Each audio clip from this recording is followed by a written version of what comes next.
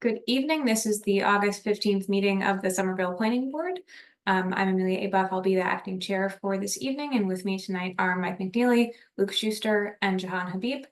Pursuant to the Chapter 2 of the Acts of 2023, this meeting of the Somerville Planning Board will be conducted via remote participation. A video recording of these proceedings will be available on the city website or by emailing planning@somervillema.gov. We have a number of items on the agenda for tonight.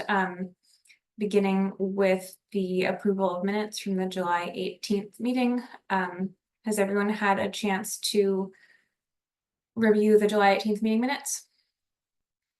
Okay. Are there any comments or corrections to those minutes that folks have? Okay. So with that, I will move to adopt those as the minutes of the July 18th meeting, seconded by Jahan. Steve, could you please call the roll? This is Steve Carey in the Planning Division. Jahan Habib. Aye. Michael McNeely.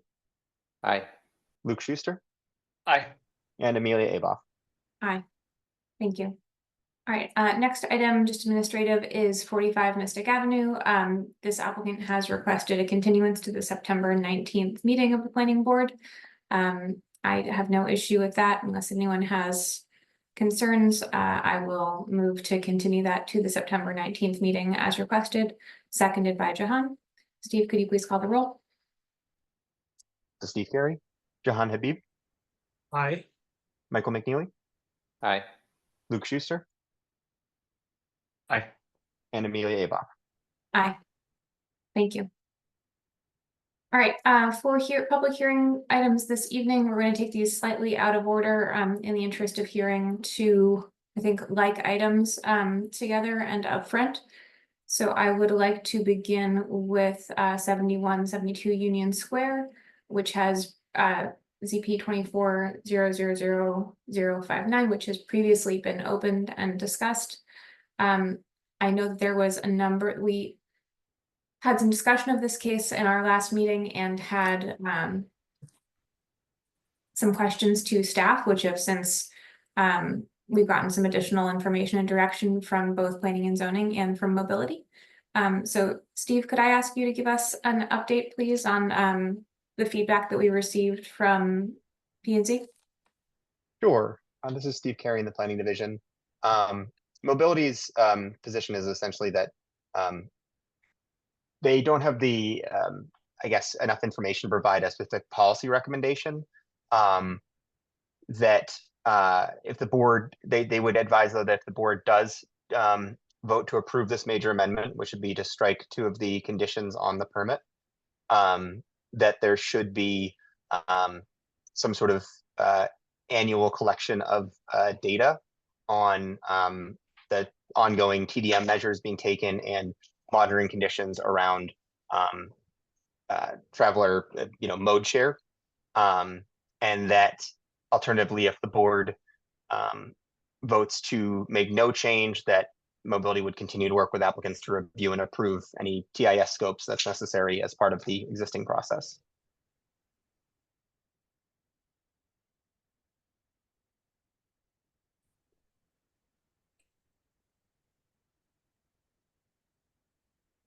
I did have two additional questions for the applicant. I know the representative is here with us this evening. If I might be able to ask those and then turn it back to and if anything else the applicant has to add at this time, and then turn it back to the board for discussion.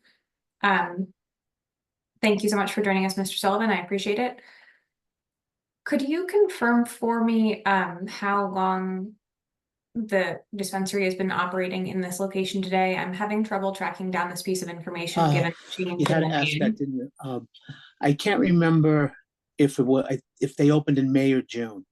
It may have been May. I know in April, and what could help is I believe the chair of the licensing commission is also on tonight, but I believe our license was approved on April 16th, and I think we opened at the end of May, but don't hold me to that. I know it was by June at least.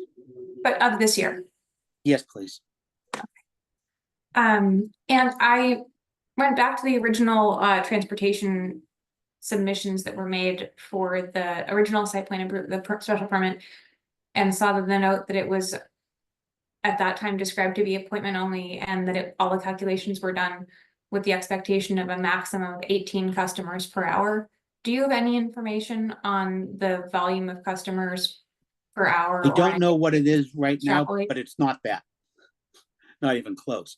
I have to say, so just understanding is, we were the first applicant to get an HCA, the first one to get a license. We weren't the first for a special permit. So we're somewhat the test case. So our approach was in 2019 now. We put in for appointment only, thinking, that was the way the city was leaning in allowing these. And that was with the licensing commission, because the licensing commission deals with time, manner, etc. That's what part of the license requires, that they address the time that the store can open and the manner that it can open. As a result of that meeting, they put a condition on the license that it be appointment only for 6 months. Prior to us opening, we went and asked that be removed, because times have changed so much since 2019. And even the rules have changed in the city relative to licensing and everything. So, and the licensing commission allowed that change. I'm sorry, that was a long-winded answer. Could you give us your best estimate of how many customers per hour you currently have as compared to the 18 that were described in the traffic studies? I'm sorry, I can't give you for that location. I can only tell you for my other clients and stores that I go to. There's just a couple of people in there an hour. It's not as crowded as they're supposed to be, especially if you look at, there is a dispensary right down the street on Monsignor O'Brien Highway. So it's not that busy. I appreciate it. Thank you. The data pertaining to other locations is not the subject of my question at this moment, but thank you No, so I'm just much. trying to show that there aren't many. There's just too many stores around us. Understood. Thank you. Do any other members of the board have additional questions for the applicant? I mean, Madam Chair, if I may, Mhm. as you're looking at this, I believe Attorney Ross 2 weeks ago in their traffic study really hit the point. And I thought it was interesting the fact the business that was at that location is similar to the business that was at Union Square. It was a liquor store. That's much bigger than Union Square. And their traffic study showed only 5 additional on a weekday and 34 on a Saturday. I think that would be somewhat, I think it's probably less than that, but the traffic studies is what it is. And it's not based on, none of the traffic studies are based on appointment only. Your traffic study explicitly states that it was done on analysis on an appointment only I'll have basis. to go back and read it. 18 customers per hour. No, I know they said 18 customers, but I don't know. It's difficult to do it on appointment only, a traffic study. They just do it on how many people they think are coming. We may say appointment only. I'm sorry, it's not, but the studies are done based on what they believe traffic generation will be. In a general sense, not on an appointment only sense. And I believe the person doing the traffic study for Medford Street said the same thing, that they're not done on appointment only. Thank you very much, Mr. Sullivan. I appreciate your additional comments. I'd like to turn it over to the board for internal discussion for now. Thank you so much. Thank you.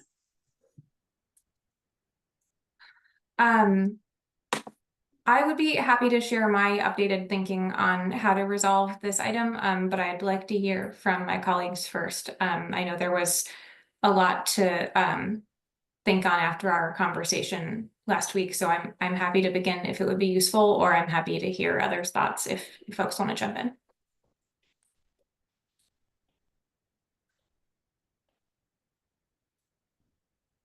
Okay. Yes, Luke. I'll just chime in quickly to fill the void to say, I've thought about this more since the last meeting also, and my thinking hasn't changed much from the comments I made 2 weeks ago. I think as a planning board, we need to balance being cautious protectors of neighborhood stability with being reasonable and responsive to changing conditions over time. And everything I've heard about the market for the cannabis stores in Somerville and the broader region just suggests it just seems totally implausible to me that eliminating the appointment only condition would lead to a large influx of new traffic.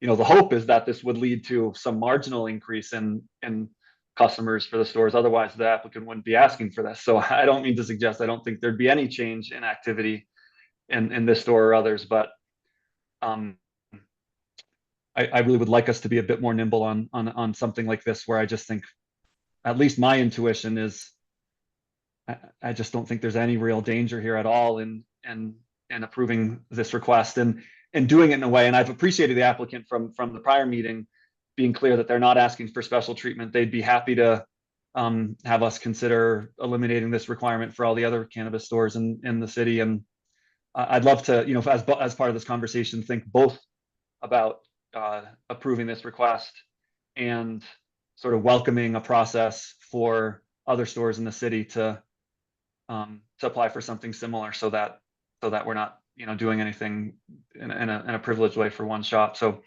I'll stop there, but that's where my head's at right now.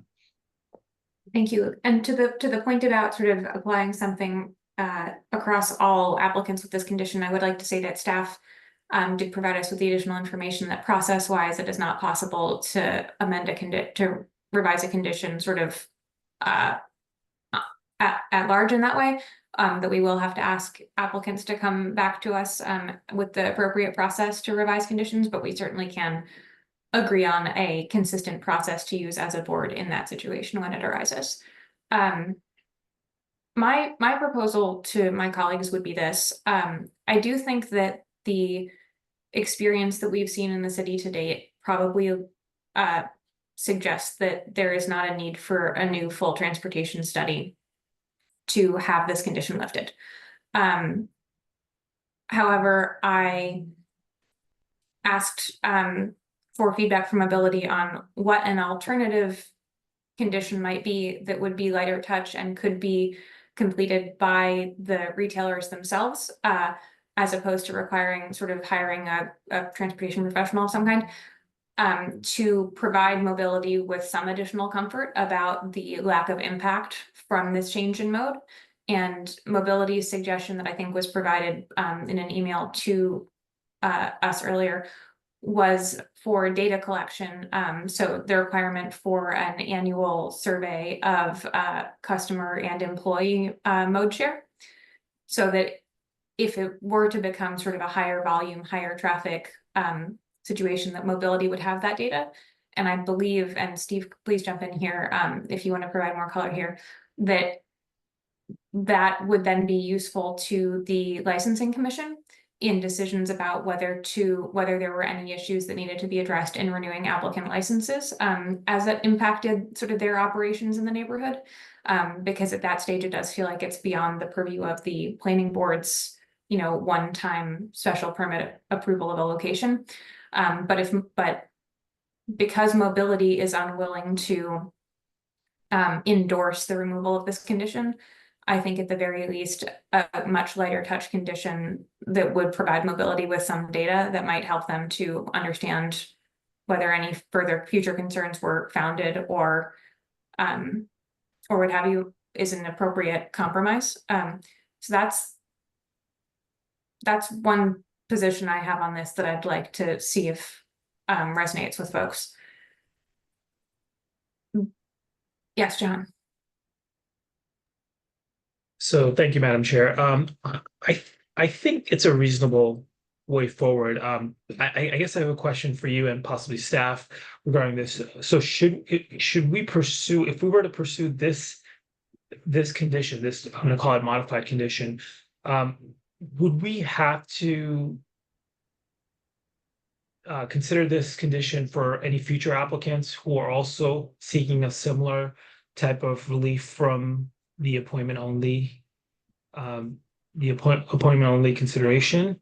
Or is this going to be specific to this application, this request, and then in the future? I guess what I'm asking is that, is this a precedent-setting action, or is this a one-off consideration due to circumstances and unique to that applicant? that's before us.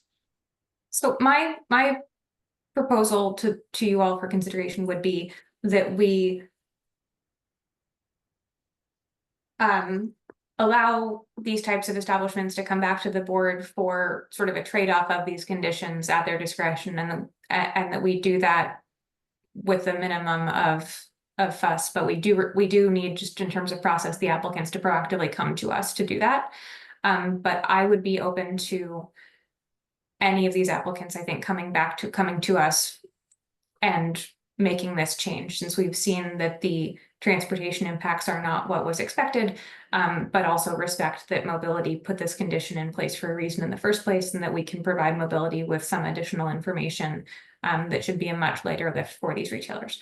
The one specific consideration that I have that relates to both this applicant and the other one that is before us on a similar matter tonight is, personally, I would feel much more comfortable with this change after the 6 months of operation that had been originally specified, just to give it sort of time to play out and make sure that there are not any observed issues with queuing or volumes or traffic. And I don't want to be a stickler about that, and I appreciate my colleague's attitude about trying to sort of make this a less burdensome process.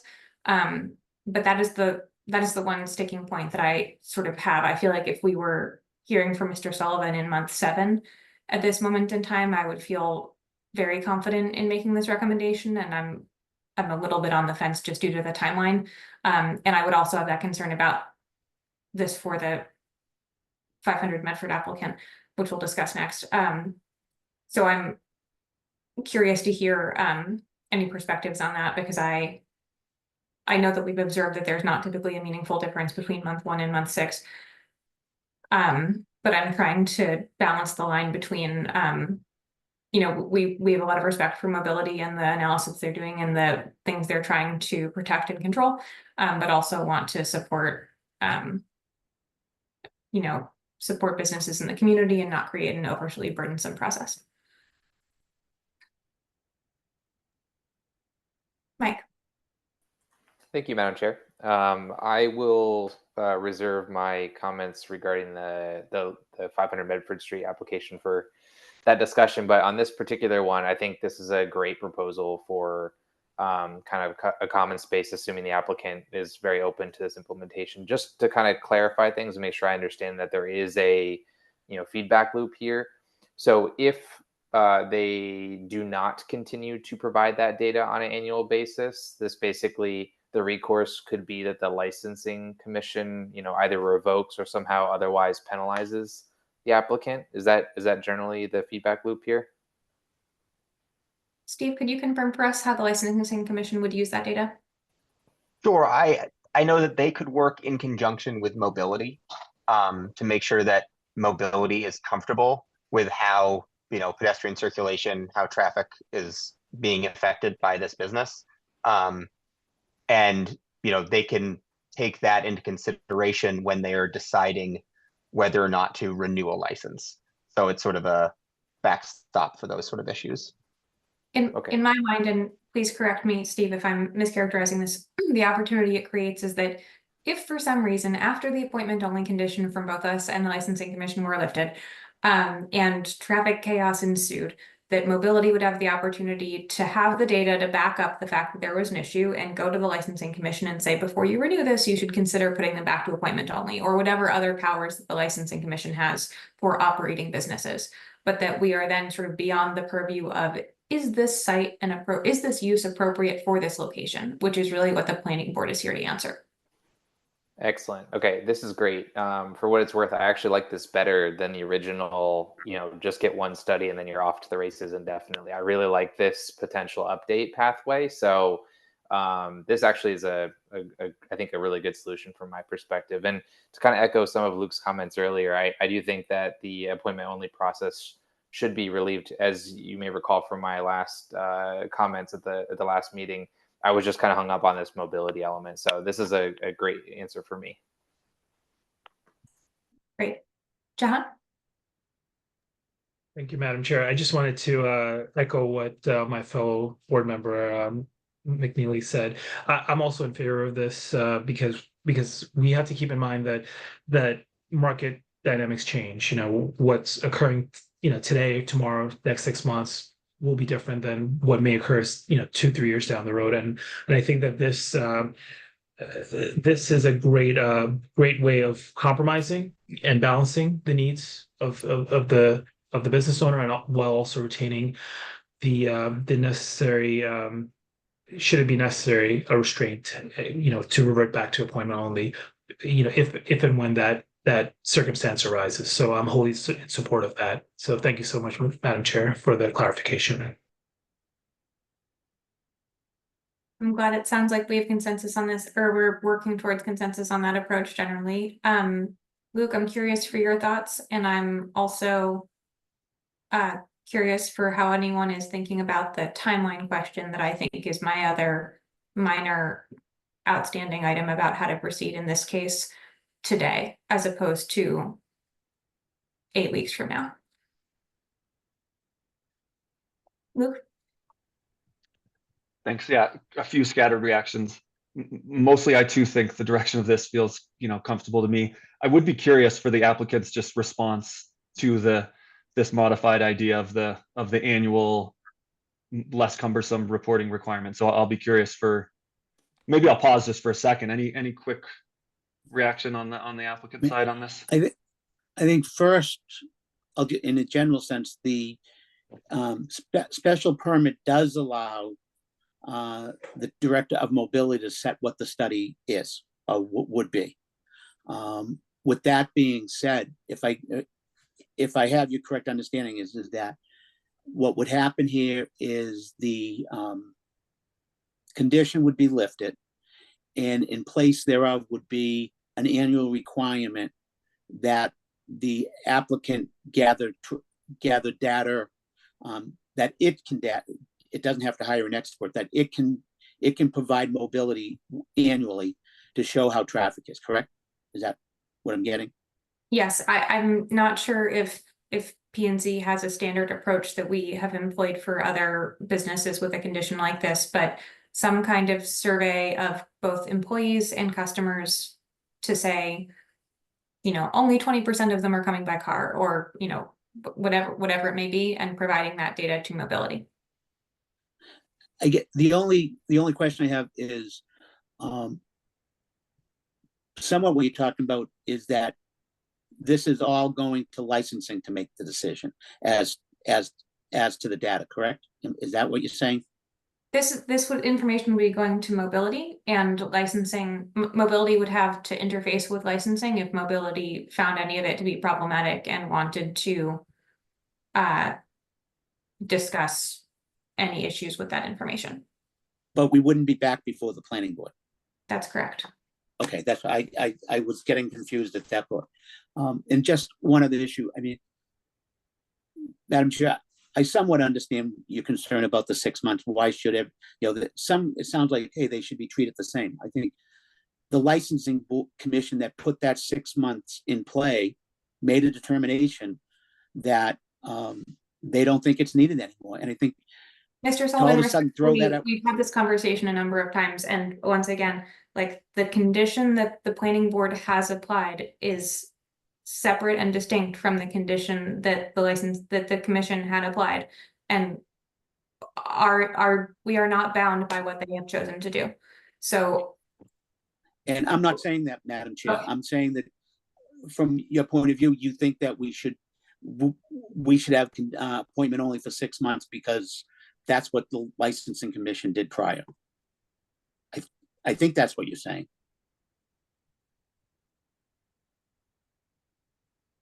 I'm trying to respond to the concerns of the mobility department, which is one of the staff departments that provide input to the reports that we receive that include recommendations. And currently their recommendation is still to deny this request.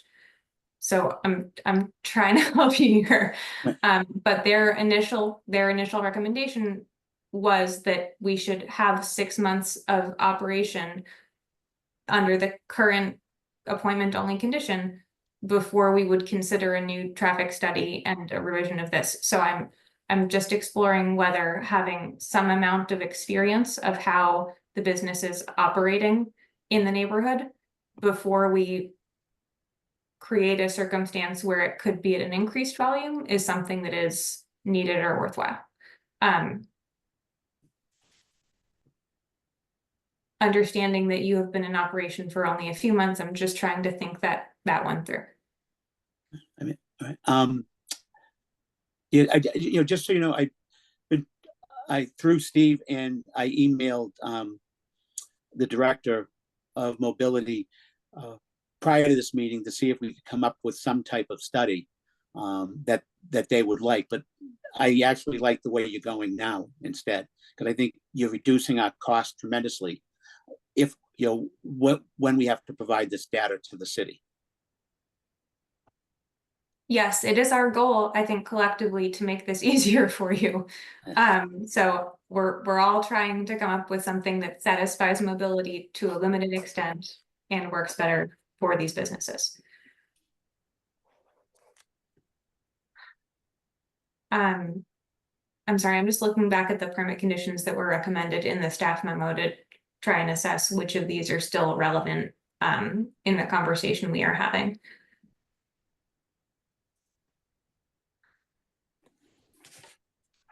So with respect to, yes, Luke. I have a question that may relate to the cross-referencing of the memo that you're doing, Amelia. In Stephen's opening comments, I thought I heard him say verbally that mobility's recommendation was to approve both requests from the applicant, but I didn't actually see that in the write-up to us. So I don't can know if I'm- clarify. Thank you. Yeah. Sure. Through the chair. I guess if I wasn't clear, I apologize. Mobility has no recommendation officially. They just don't feel comfortable issuing a recommendation, given that they don't have empirical evidence on which to base that. But recognizing that the planning board is independent, I mean, they, and they're an advisory role. They recognize that if the planning board does move to strike these conditions, their recommendation was annual data collection in lieu, in order to sort of provide them with the means of assessing any issues that might arise in the future. That's helpful. And I guess one follow-up, my recollection is that the memo we got from staff prior to the meeting 2 weeks ago was to deny, and now this is a shift to a no recommendation one way or the other. Is that? I would say that is accurate. Yes. So I'll end my comments for the moment to get to the 6-month question. I also really like the instinct to be deferential to staff on many of these important things. They are in the middle of the work to implement and understanding all the details. My best, literal reading of the current recommendation and sort of additional reading between the lines is just there are not major concerns about moving to walk-in only even right away. And I think everyone's acting in good faith here. As one member, my preference would be to not continue anything even for a short period of time. And I like the additional idea of annual surveying from each business that we might make this shift to see if things change and we can be nimble in the future. Those are my thoughts.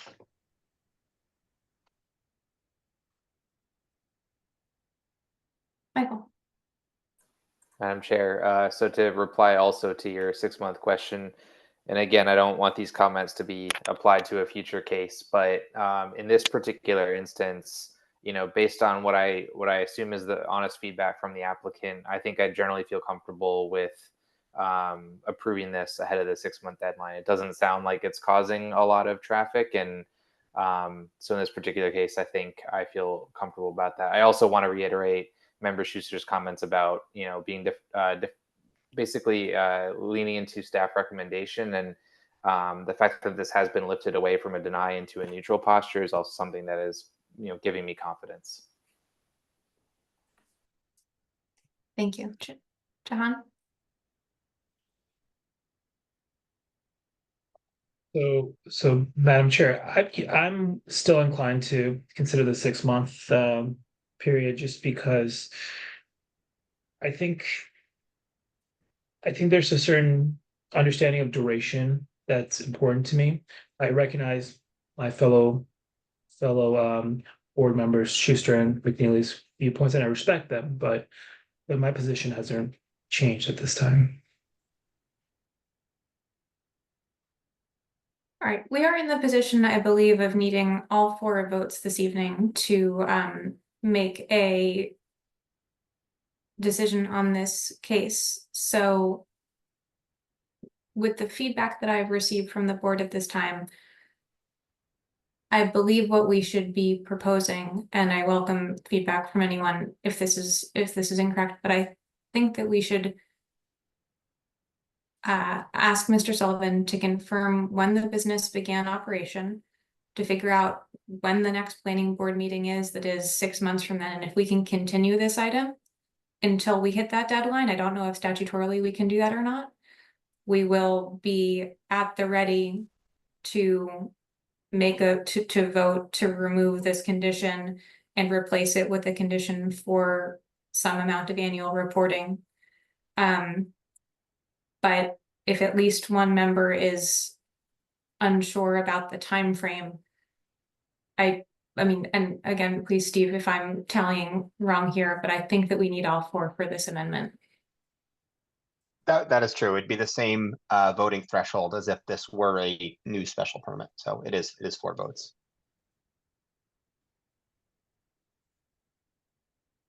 The downside of that too, Mr. Sullivan, is that we won't be able to put this in effect tonight, but the upside is that you will not need to go out and hire an engineer to do a new traffic study.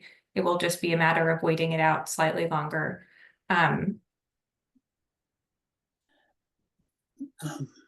I guess, Madam Chair, I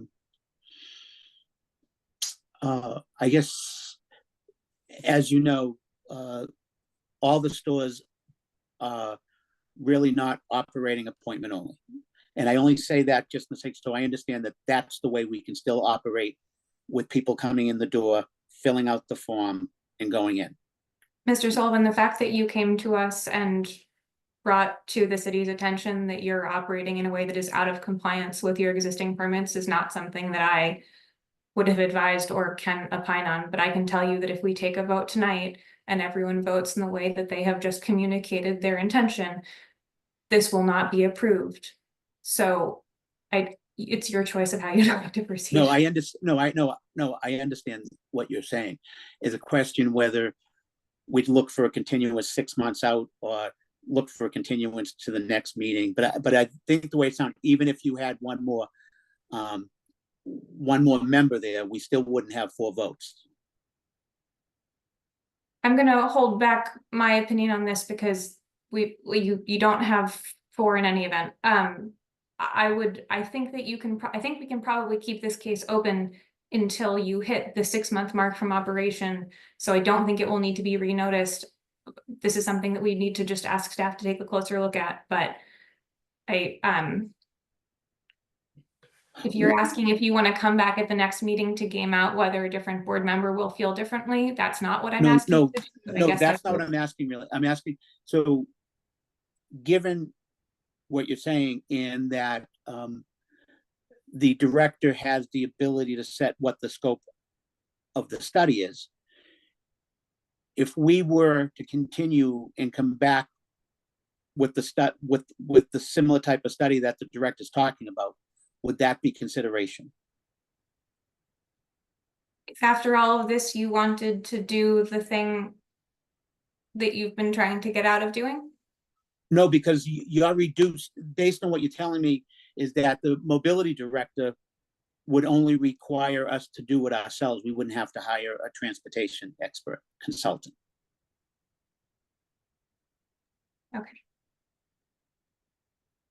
Stephen, I'm going to try and lay this out as I understand it, and perhaps I've been misunderstanding it. So please correct me at any point here. Okay, Steve? Sure. I believe that the mobility director, if you were adhering to the existing condition, does have the full jurisdiction to dictate the scope of that transportation study. His position, however, is that you should still be completing the full transportation study. We as a board are prepared, if you wait until the 6-month mark of operation, to override mobility and waive that condition and replace it instead with a condition that would require your business to simply report to the city some survey data from your employees and customers, and would not really be a full transportation study of any kind. And that is what we're proposing. So we're not asking you to collect that data in this time frame to submit to anybody. We're just asking you to wait it out until you hit the 6-month mark, and then we will remove the condition and put that alternative data collection requirement in place. Is that to me? Or to Steve? That's, I mean, Steve, tell me if I've misconstrued what I. No, that was totally accurate. It would say that as the special permit currently exists, you would need to get a new traffic study. It does say that the director of mobility can specify what that scope is, but that's not for the planning board to decide what that scope is. The condition as it's written in the current special permit specifies that that's for the director of mobility to determine that scope.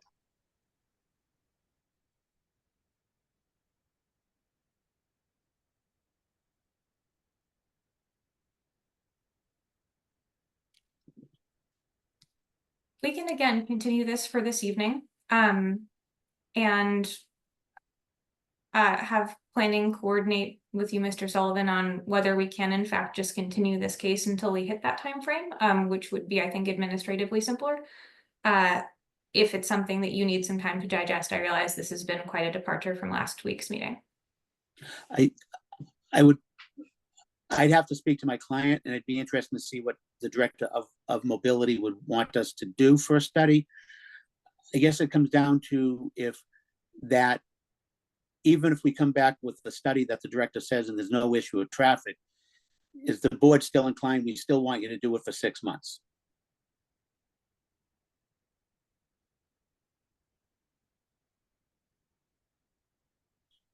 I can't speak on behalf of the entire board. I would say from my perspective, if you submitted the appropriate documentation for getting this condition removed as was originally required, I would have no problem with that, accepting mobility's recommendation to waive the condition in a time frame shorter than 6 months.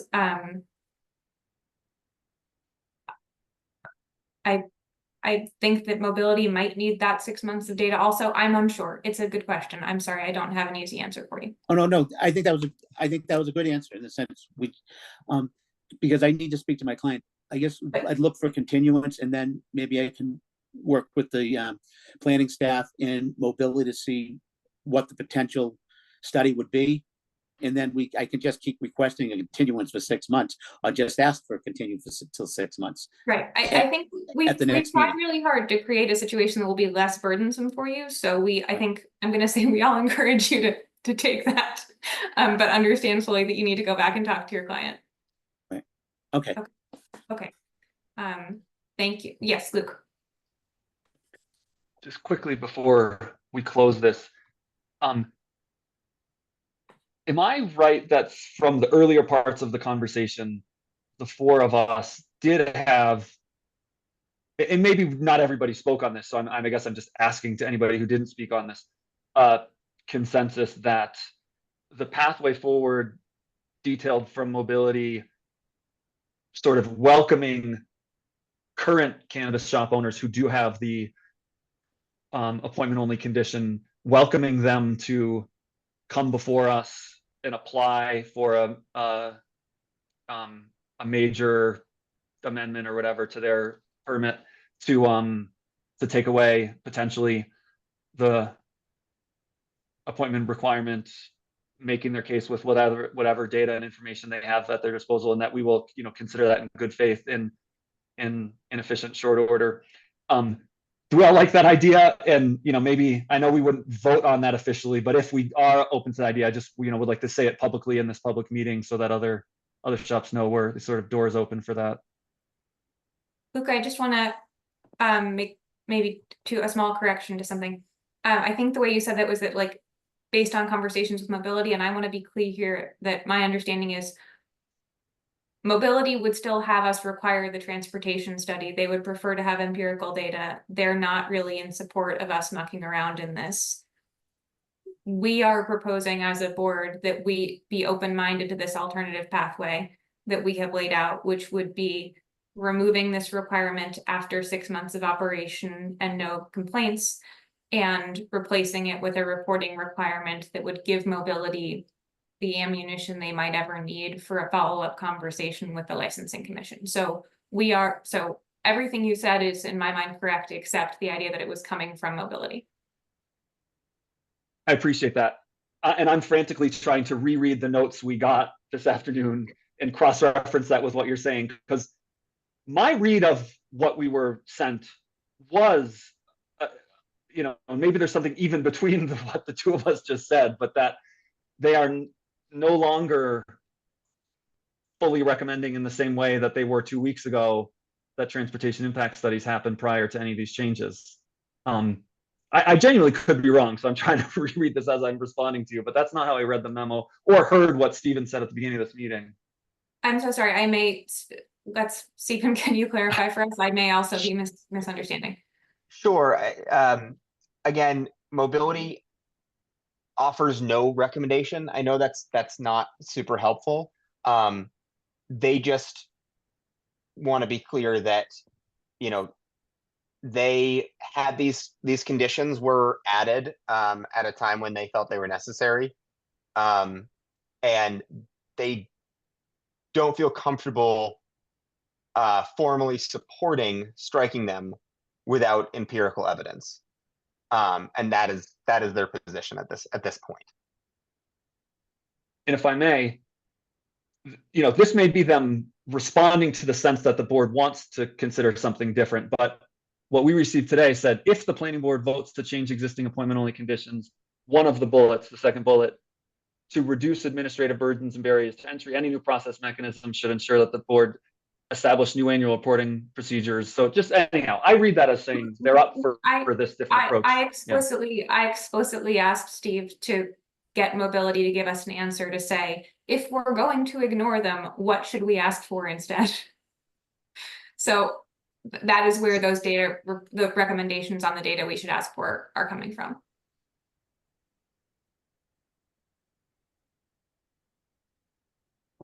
I believe. Still doesn't totally feel to me like this is us really ignoring them, but I'm so sorry. Okay, I'm done. John? Thank you, Madam Chair. If I may, I just want to mention to fellow board member Schuster, I'm in support of, the proposal that was shared here. The 6-month requirement is something that is important to me. However, I do think that we are reducing both the administrative burden and the cost to applicants, who want to move away from the appointment only model that's been in place. But I do think that there's some measure of control or some measure of assessing, both from a data perspective, but also what I alluded to earlier from a time perspective. Circumstances change, and I just want to make sure that we're recognizing that fact. So in broad terms, I don't know if I spoke distinctly about this, but I am in support of the proposal that has been mentioned here, that by Madam Chair and what my fellow board member Luke Schuster has also said. So I think I just wanted to provide that clarity for my fellow board members as well as the public that's watching.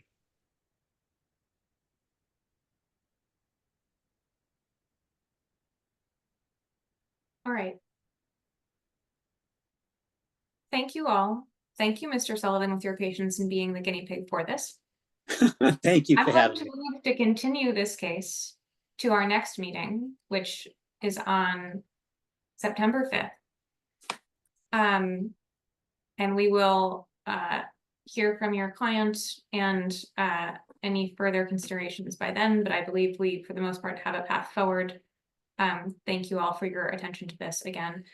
So I'll move to continue this case to September 5th, seconded by Jahan. Steve, could you please call the roll? Sure, this is Steve Carey, Jahan Habib, Aye. Michael McNeely, Aye. Luke Schuster, Aye. and Amelia Abach. Aye. Thank you. Thank you, Madam Chair. Thank you for your time. See you in a few weeks. All right, bye now. All right, addressing many of the same issues, we will now take up 500 Medford Street, which was also previously opened.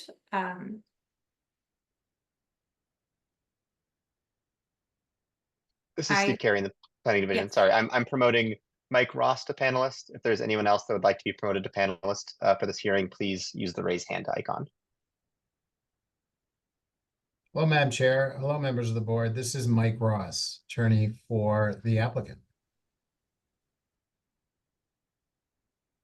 I had my raised hand on, but there was a lag there. But in any case, if you want, Madam Chair, I'm happy to dive right in here, kind of let you know why we're here, just kind of refresh everyone's recollection. Maybe tell you what's different about our application today than 2 weeks ago, or what's new, or. If there are any updates from the last time we spoke, we're happy to hear them. I think that all of the members present tonight were either here last week or have reviewed the recording. Yeah, there's two quick points I want to make. One is that we're joined by Abel Arasante, who is the principal of CORE and Seed doing business as, and she's here as well. I can't remember if she was. No, she might have been in the last one too. But I think the substantive matter, which is eerily similar to some of the things you were just talking about, is that I might be the empirical case that you're looking for to do the very thing that you were just talking about with Attorney Sullivan. In that between our last meeting and this meeting, we did upload a one-page letter from Fuss and O'Neill that answered the very question that you were raising at the last meeting, and that's somewhat related to what's been asked today and discussed today about how the appointment only condition factors into the traffic study that was conducted by Fuss and O'Neill, or if it does. And the answer is it does not. As the Fuss and O'Neill letter that was uploaded to the portal dated August 12th says, in summary, is that what they do as traffic engineers is they look at the generic trip generation from Trip Generation Manual, the 2021 edition, of what a cannabis dispensary throws off, or a marijuana dispensary throws off for throughput of cars. They then take that, they apply that to the square footage of what we have, and that's how we get our number. And that does not include the appointment only. The number we gave you of 5 additional automobiles during the weekdays and 31 or some odd, sorry, it's in my notes, on Saturday, came from that process that the engineer and all engineers use. Anything you do to slow down the sale of anything, like adding an appointment only requirement, only brings fewer people to the dispensary. Anything you do to increase bicycle activity, walking activity, operating within a city where there's a lot of pedestrian activity, that all those things bring a lower number, a lower throughput. So what we know is that the 5 is the all-time high of what it should be, theoretically speaking, anyway. So what we have is we've contemplated this very question with the engineers that did the traffic study. So we're not asking you to waive our traffic study so that you can remove the appointment only condition. What I'm saying to you is that we have the traffic study that would invite you to waive the appointment only condition on this particular application. And I would respectfully request that as a part of the approval, should you be so inclined to do so, that you also consider removing that as a condition, which at this point is only a staff recommendation. Thank you very much, Mr. Ross. I'm sympathetic to that argument as one member of the board. I will say the one concern I have about waiving this, so there are two items I think for discussion tonight. One is the overall special permit approval for this use in this location. And the other is how we're going to handle the specific condition, which is the subject of discussion as the result of other conversations. As one member, I do not have any overarching concerns about the overall special permit for this use in this location. I'll let my colleagues speak on any thoughts or concerns they might have about it or questions for you. With respect to the appointment only condition, I do appreciate that your traffic study was completed without respect to that appointment only model. And the only, I guess, the concern or consideration I would raise here is that in the community meetings that were held, the material that was presented did say you would be appointment only, and that also came up in the record of the Q&A. And I would like to give some additional thought to whether a departure from that right off the bat, in light of the recent community meetings and community feedback, is something that we need to give more credence to. So I am happy to hear any other updates that you'd like to provide, but I think that otherwise I'll turn it over to my colleagues for internal discussion of this matter. I'm happy to maybe take a round of your comments, and then if at the end I could come in, perhaps there might be another issue that gets raised. Thank you. Thank you. So I guess leaving the question of the yes, sorry, Luke. Only if you're ready for general discussion. Please. So first, I appreciate your separation of the different dimensions of the decision, and I'll just chime in quickly on both sides.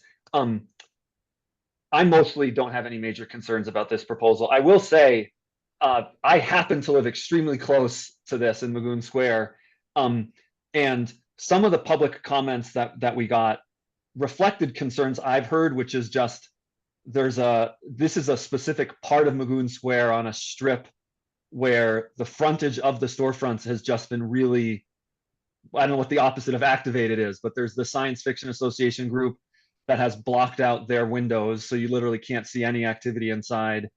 And then I'm not clear on the law around here, but I think, and if anybody wants to clarify this for me, it would be great, that under state law around the cannabis retail stores, there's a real restriction on the sort of vibrancy and activation that they can have in terms of the frontage.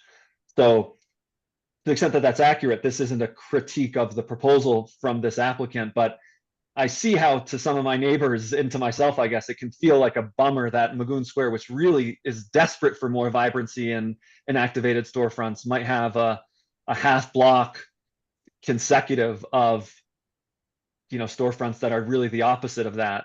Now, this might be largely out of our control, which leads me to still be inclined to support the application, but I just wanted to raise those concerns. And in a way, this is really marginal, I will grant, but it does connect them to the appointment only a little bit, which is more people walking in is just more people walking on Medford Street there in Magoon Square, and I think that would be for the better.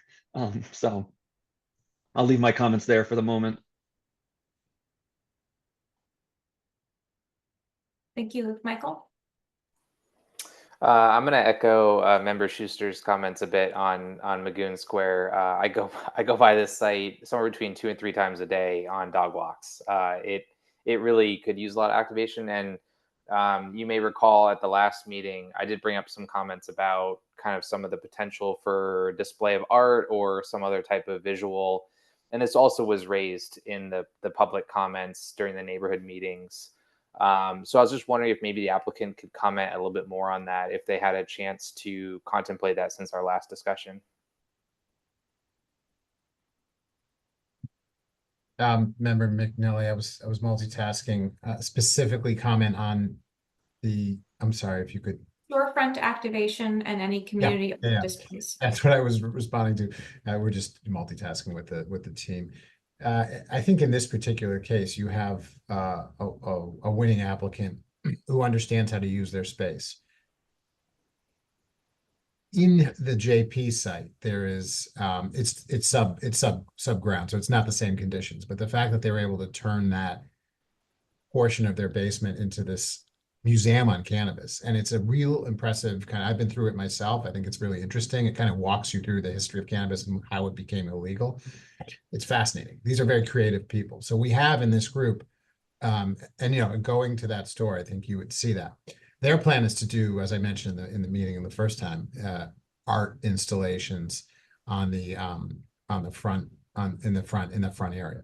But the reason why I raised the museum is because it just points to the creativity of this team. Even their presentation and their materials are very sharp. I think what they'll do is they won't just put framed art in the front of that building. They will really find a way to make it interesting and creative, and they're very creative individuals. So we don't have a specific plan at this point of exactly what it's going to look like, but I think they would collaborate with the surrounding community, but also with their best talents to try to create that. And the only other thing I want to add to that, Member McNally, is what Member Schuster was saying about this long bank of frosted out windows. We had the owner of the Science Fiction Club attend one of our public meetings, and in support, by the way. And it was very interesting to me hear him talk about his. I don't think there's anywhere on the planet that has that kind of that is a very valuable piece of land right there. It's a double wide retail that, in my humble opinion, I don't think that stays like that forever. I think at some point there's going to be probably a reuse of that property, of that parcel. What this property will do is it will inject foot traffic into the Magoon Square. There's a lot of shutdown stores. One of my slides and I don't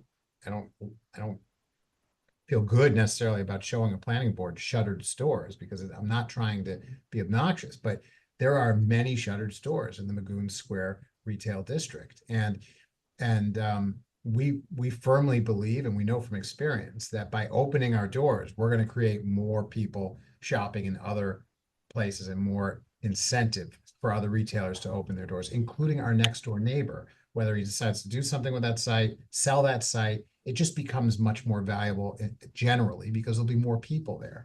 So I think the windows are going to look great on our front. I think we have a great creative team who's going to make them look great. But I also think this is a temporary condition.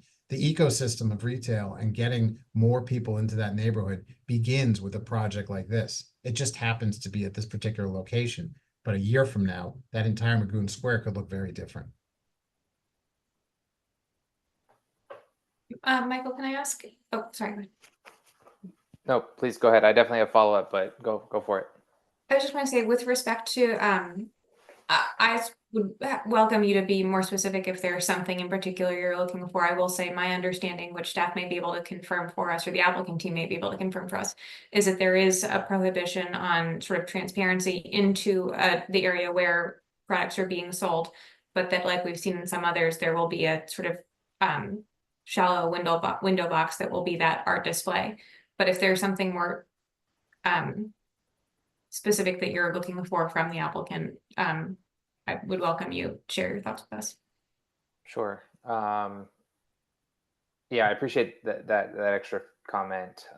So my general thought process here is that, I generally am supportive of this use in this area. I think at a high level, it makes sense, but I also want to make sure I'm addressing some of the comments that I saw in the neighborhood meetings. Like Chair Aboff noted, specifically there were comments about there being an appointment only, and then also there's lots of comments about wanting to see activation of the space, right? So, that first step, the appointment only thing, is something that we've obviously started to think a lot about as a board. I personally would like to rely on the data that is provided in the study that you just commissioned. And instead of needing the 6 months to kind of prove that data is not erroneous, I'm willing to kind of lean into that being matter of fact, and basically not require that 6 month appointment window, even though it was discussed in the neighborhood meeting. But then I really want to make sure that the other comments are kind of being sufficiently addressed by the neighborhood, right? And so in this instance, that ask of wanting to have that activation being a little bit more substantive and a little bit less subjective would make me feel a little bit more comfortable in this getting a firm positive vote from me. Does that make sense? I don't know what form that comes in, but yeah. Well, I can talk. Can you guys hear me? Go ahead. Yeah. April.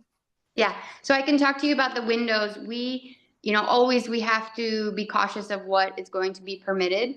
And we have inspections and all those things, so I don't like to make very specific promises, but I can tell you that in planning the design of the building, and I believe that I know we've submitted the plans, there's a wall that is in front of that window, that whole bank of windows, so that we can, you can't really tell from the store, but it's from the street, but it's divided inside. So on the one side, if you're staring at the building to the left, there's a window already kind of existing, a window box on each side of the door. And then on the right side of the building, it was sort of just open. So we are putting a wall right in front of there that gives us about, I don't know exactly, but I think it's about 2 feet, maybe more, to be able to do exactly what you're talking about. I mean, we also don't want to be, a shielded store. We are in a basement, which is, brutal in JP, because we don't have that ability to, tell people, what's going on inside. We have the free museum there. We have an in-store mural. We commission local artists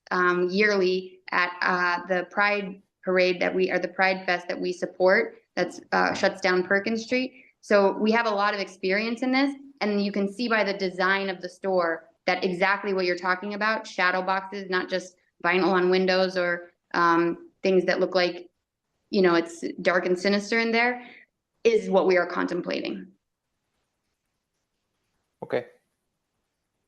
I could pull up the plan if you wanted me to, Madam Chair, if my share is enabled, but up to you, Member McNally, if you want that. Michael, would that be helpful? Sure. Yeah. Great. This is Steve Carey, the planning division. Attorney Ross, I believe you should now have, yeah, there you go. Thank you. So this is what April was talking about. Yeah, you can see right there that it says display window. So there's the two on either side of the left-hand entrance if you're looking from the street, and then the one long one on the right-hand side. So yeah, she's kind of, they've created this real opportunity to do something in here, which we will, we'll take very serious and try to activate the street and the pedestrian realm.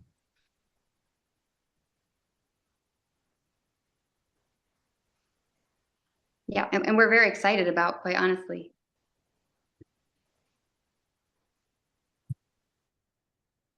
Michael, if there were other best practices sort of available for this type of activation, given the limitations of this use, the limitations of window displays for this use that are beyond our purview, I would be happy to hear them or to discuss them, but I am stuck on what else we could be looking for. Although I support your, desire to be as responsive as possible to, the feedback from your community.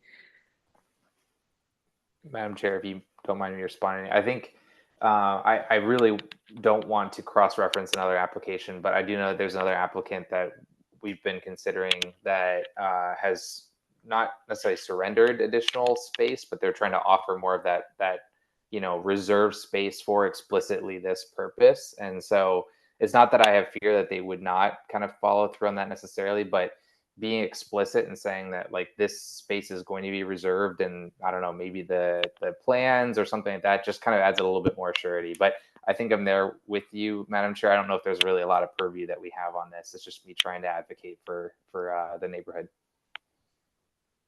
I mean, I think we could, if the applicant were open to it, recommend the addition of a condition that specified that window display will be for the display of art on Madam Chair, our materials do speak directly to that. I'm trying to pull up my narrative.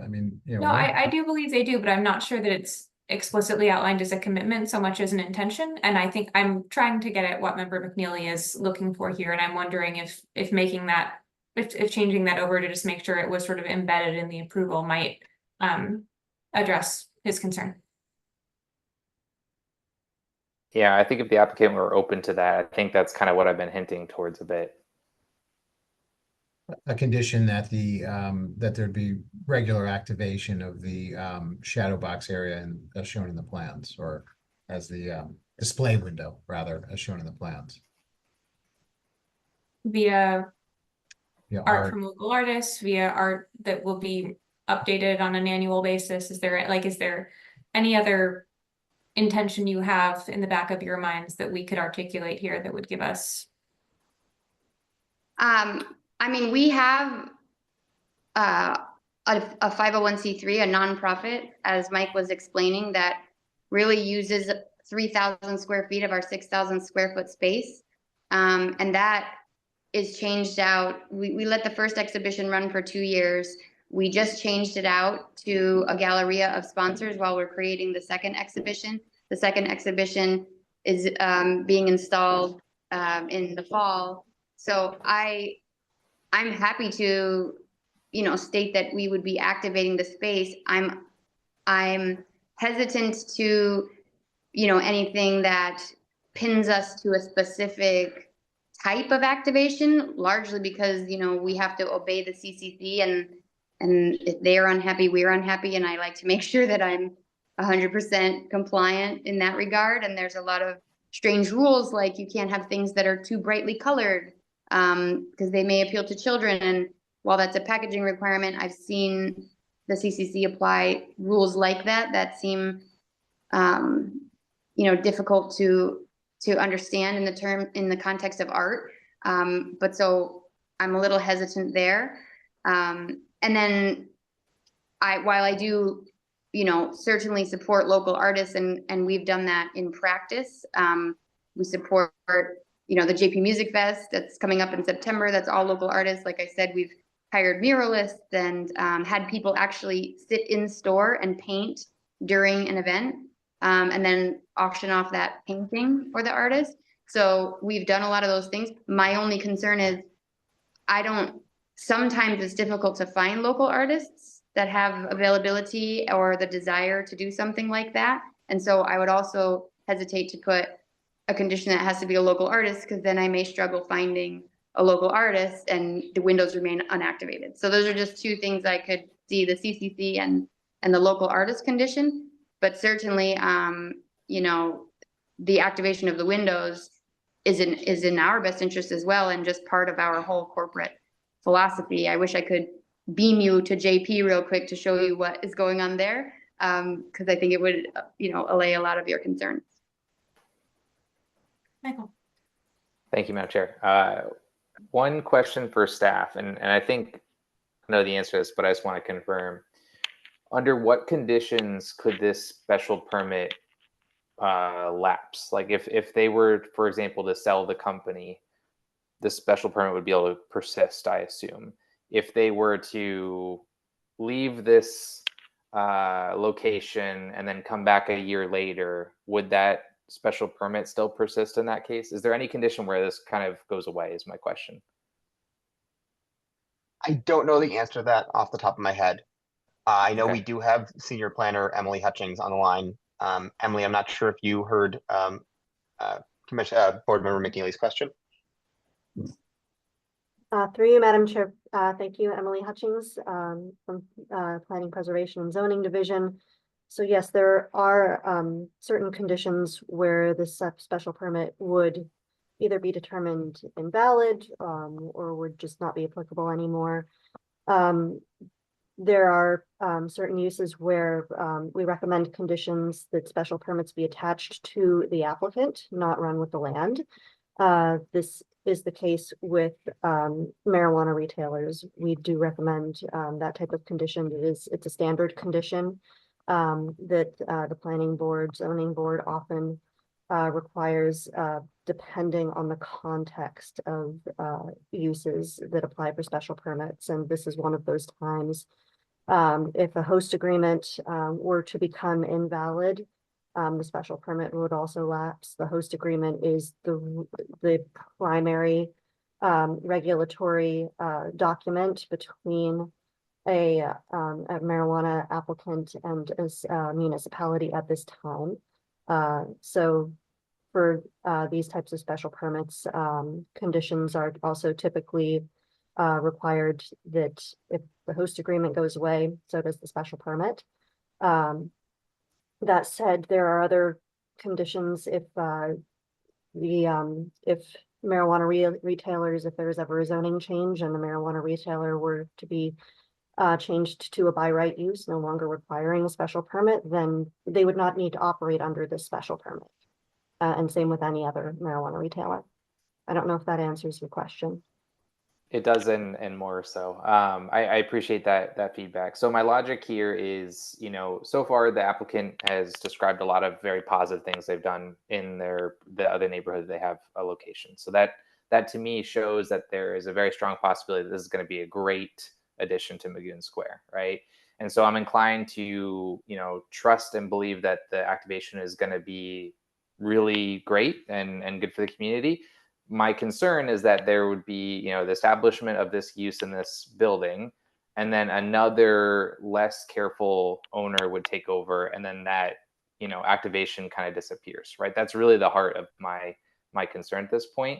If I'm hearing here that might be separated, meaning like that special use might not be allowed if another, you know, operator came in, then that I think makes me feel a little bit better, because so far the applicant is demonstrating to me an interest in trying to be good to the neighborhood. So, you know, I think in the interest of time, I think I want to kind of end some of my questions and comments there. I want to really reiterate that it's important, I think, to the neighborhood that this store be activated. And as long as we feel as a group that that's going to be the case, then I think I'm generally supportive of this. So thank you, Chair, and the rest of the board for listening to all my questions. They're important questions. Thank you for asking them, Michael. I certainly would be in support of a condition just specifying activation, so long as the applicant were comfortable with us not going into too much detail in a way that would put them at odds with sort of CCC compliance. I'd be remiss also, Madam Chair, if I didn't mention the free commercial speech rights of the applicant as well. So we want to try to be very broad in that type of language, but I think generally the word activation is the one we're very comfortable with from my client's previous comment. Let's spend just a moment workshopping language we can all agree to. I'm going to say activation through art or educational displays, just to throw something out on the table. Is that something that is amenable to my fellow board members and to the applicant? That works for Feel free me. to propose other language. I'm just trying to repeat back what I think I heard you describing in other locations. Yeah, no, I think that's great. That's what we do. Great. Okay with me.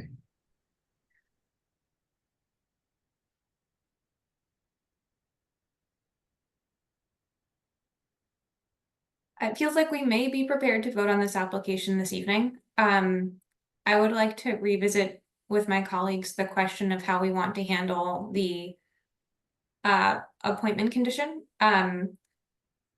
I wonder, Steve, can I ask you to speak to, for a moment, sort of from your conversations with Mobility, how we would be looking from their perspective at this situation where the transportation studies that were provided reflect data from a non-appointment only scenario, in light of the conversations that we've been having with them? I really can't speak for Mobility. I have not gotten an answer from them as to whether the submitted study justifies not including the appointment only condition for this dispensary as has been applied to every other dispensary. I can say that Mobility does want to make sure that all cannabis retailers that have come before this board are treated equitably. And that may mean, and I would leave this up to the board to interpret that, but that the same conditions should be applied, and the same, you know, speaking to their comments that they had given for 71 to 72 Union Square, that the process for removing an appointment only condition be the same amongst all applicants to the board. And that may mean in this case, coming back to the board to request the removal of the appointment, as other cannabis retailers have had to do.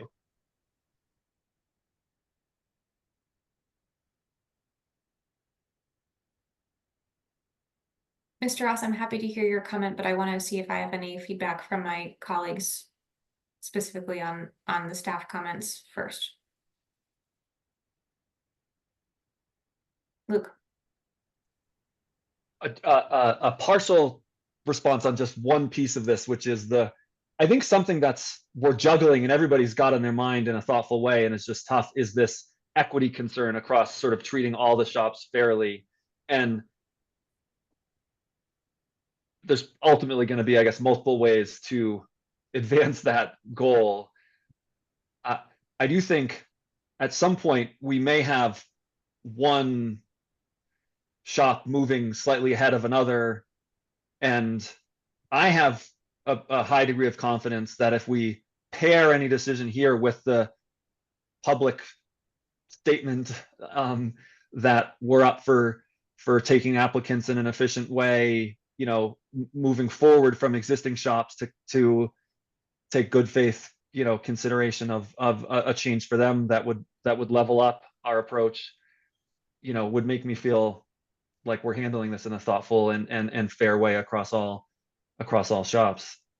So I'd be inclined, if we're doing a sort of a, you know, very loose straw poll in the moment, to move forward with this applicant without any appointment only requirement, given everything we've learned about the research and estimates that have already been done, and be ready to be thoughtful in considering others in short order.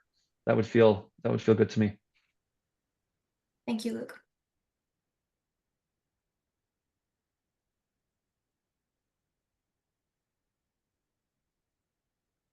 Michael and John, if you want another few minutes, I'll go back to Mr. Ross's comment. Sorry, Michael, yes. I just needed that one look away from the camera to get my thoughts processed.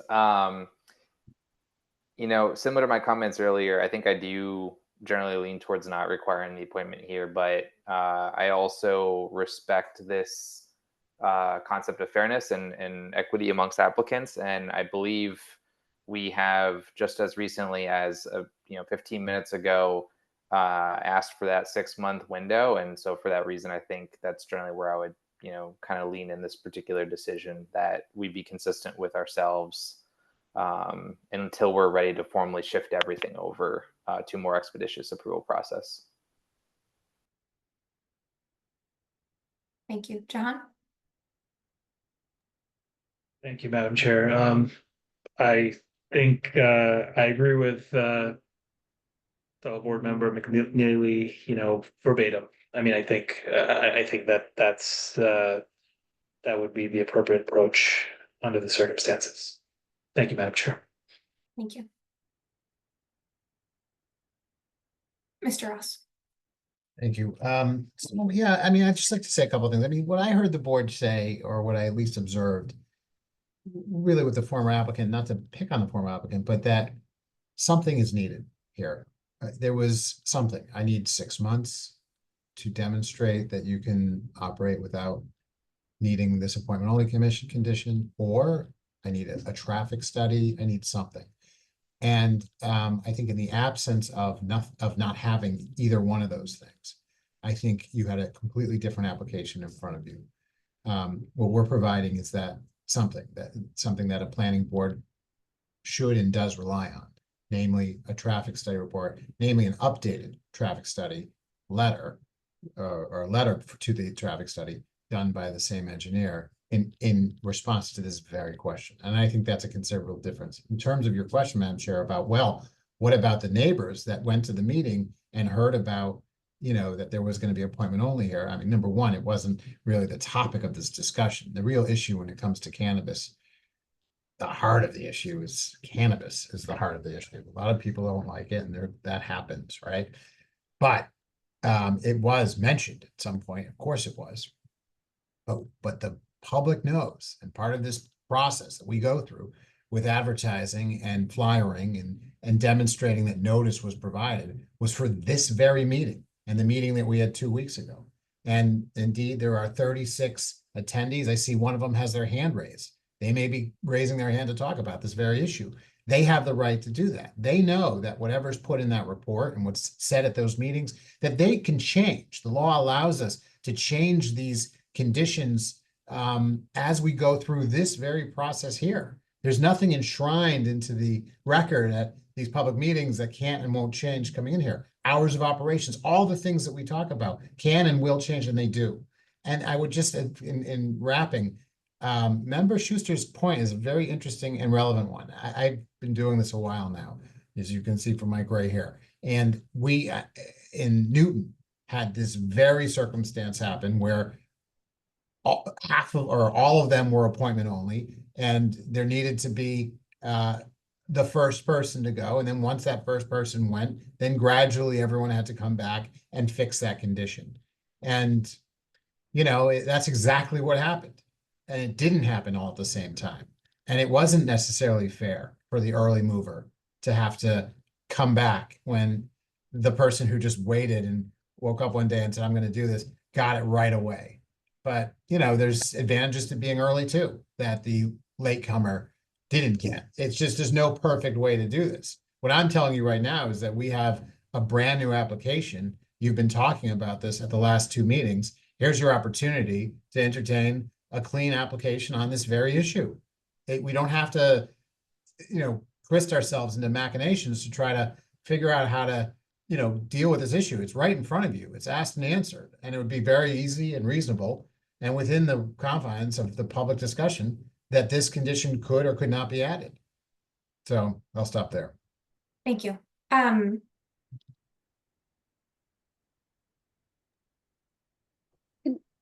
In my mind, it is very difficult to imagine what would be different at for an amendment that would have bbut updated data from the data that we have today. But we do not have a read from mobility on that, and the staff that we have with us tonight, I think, is unable to walk us through how mobility would think through that. So I'm inclined to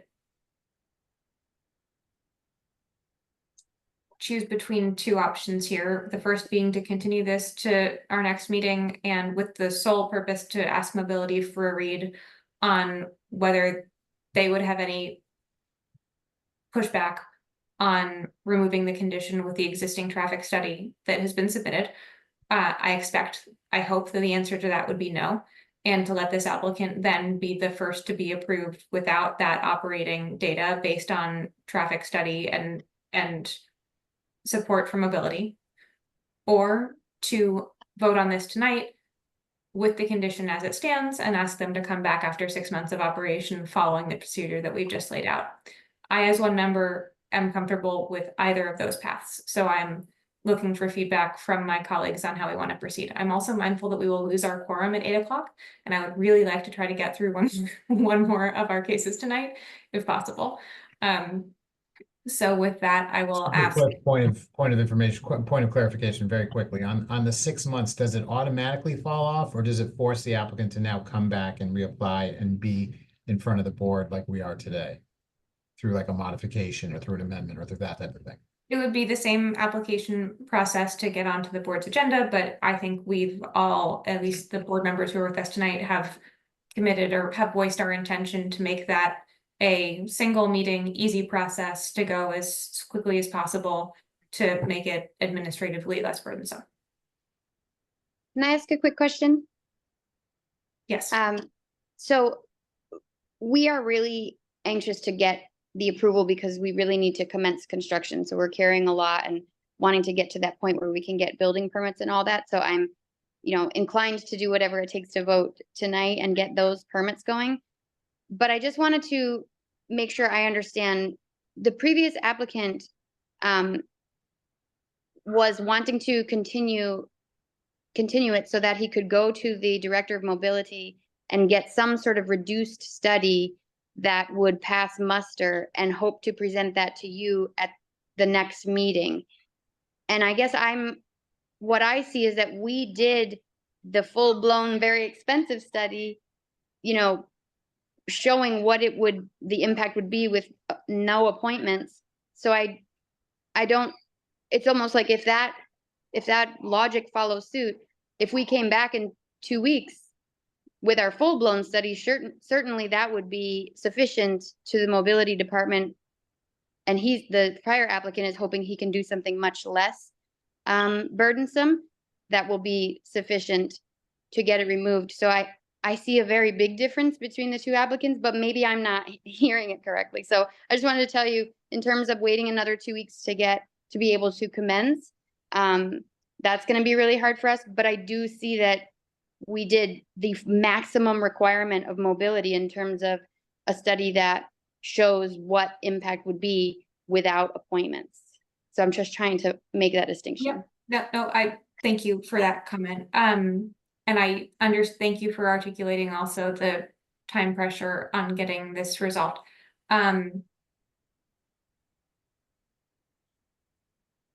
Stephen, could we vote on this tonight with a condition? Could we dictate that it could be a staff approved change to change the condition from appointment only to data collection needed? If following mobility's sign off on that change, is that something that, sorry, I'm a little bit inarticulate. To have it be contingent on mobility's approval? Yes. I can't speak for mobility. As a board, you can certainly do that. I don't want to speculate on how mobility would react to that, but it is, within your ability as a board to do that. Is my understanding. I know we have senior planner Emily Hutchings here. I'm not sure, Emily, if you have any, if Emily has any anything she wants to share. Madam Chair, someone who practices in numerous 40A, I've seen conditions that say X unless otherwise determined by the police chief, or unless otherwise determined by X, Y. And so I've seen so many of those conditions, not just related to cannabis, but related to everything. I think that I'd like to get a read from my fellow board members, but I would feel, because this full study has been completed with the data that would have been required if they were coming back to us for an amendment, I would, as one board member, feel comfortable voting on this tonight with the appointment only condition and a note and an allowance for that condition to be revised to the data collection requirement condition pending approval from the director of mobility. We're really splitting hairs here, and this feels like a crazy amount of thought to go into this decision. So I'm trying really hard to figure out how we can make it work. Yes, Michael. Thank you, Madam Chair. I think I agree with you that we're putting in a lot of brain damage to a nitpicky topic. I think I still struggle a little bit with this. I recognize this is a much more robust study, and for that reason, I think it should be that much easier to convince mobility to approve or waive this requirement. But I still feel like the precedent is that we will defer to mobility's judgment here. And so I still kind of lean towards either option A, you don't waive the appointment requirement, or option B, you spend the 2 weeks trying to get mobility to give the sign off. I don't know if I'm ready to delegate that authority, but I also don't intend to kind of be a stick in the mud here. If the rest of my colleagues are super supportive, then I think I'm open-minded to that position overall. Also, just to kind of clarify, I didn't get an ability to read this memo that reinforces that this study is applicable to both appointment only and not appointment only items. So I appreciate that the applicant has brought this up as testimony to us in this particular hearing, but it's hard for me to just internalize that and make that a reason to delegate our authority. So just want to kind of add that in there. I think it's a great comment. I really appreciate that argument, but I feel like that still makes it hard for me to want to, give up authority on that. So anyways, just my thoughts right off the bat. Thank you. I agree. I'm not sure if we have that in our record. I'm sure the applicant is right that it was submitted, but it wasn't, I don't think, in the packet that. We uploaded it as it was written on August 12th. Can we just put it up? It's very short. We need to, if you could please hold off, we need to Oh, do sorry. some deliberation as a board and just figure out how to proceed.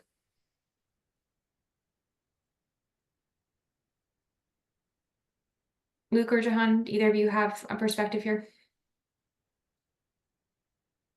Jahan?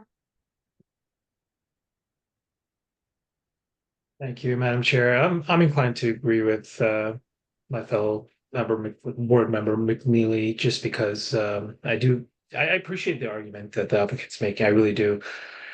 But I think that the compelling, at least as one board member, the evidence is much more aligned with board member McNeely on this one. Thank you. Luke? I'm just trying to track. I feel like there's sort of three options that have been proposed now. Amelia's version and then the two prior.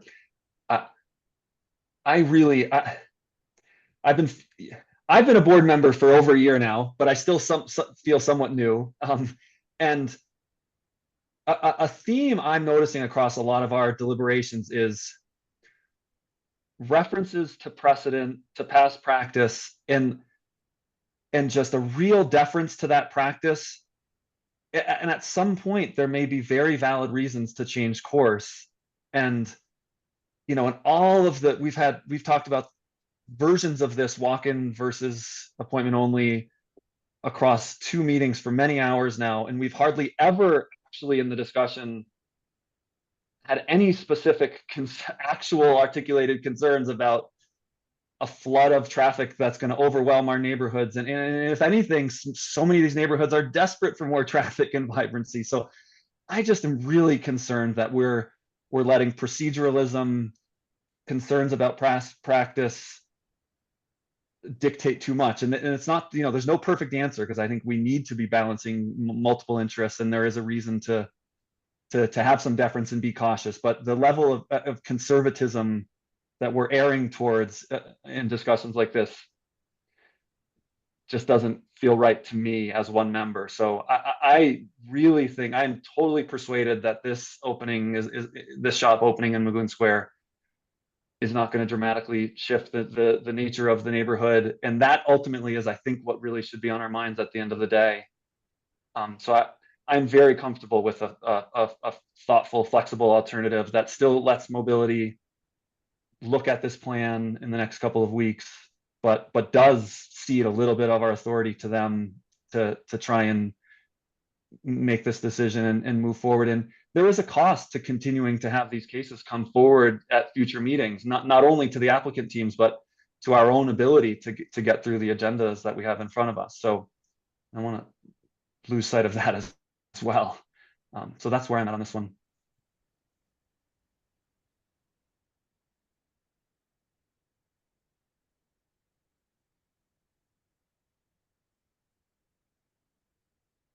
I'm sure you had an elegant solution. We completely support it, and we welcome being the first applicant. And we know that you need 4 votes for that. We certainly don't want to wait 2 weeks. I mean, the applicant needs to open. I have a question. If we voted tonight and then, with the activation condition, and we're approved so that we could start, doing our build out and things like that, wouldn't we be, under the logic of the previous conversation, wouldn't we be able to come back at the next meeting with our mobility study and petition for the removal of the appointment only? It would need to be noticed again. It would need to, yeah, the short answer is yes, but there would be some administration to it. So it wouldn't be the next meeting. It would be some meeting in the next few months. But if that's a way that you're comfortable proceeding, I think I'm going to Well, say I that. Oh, sorry. My question was, if that is the case, then how is that different from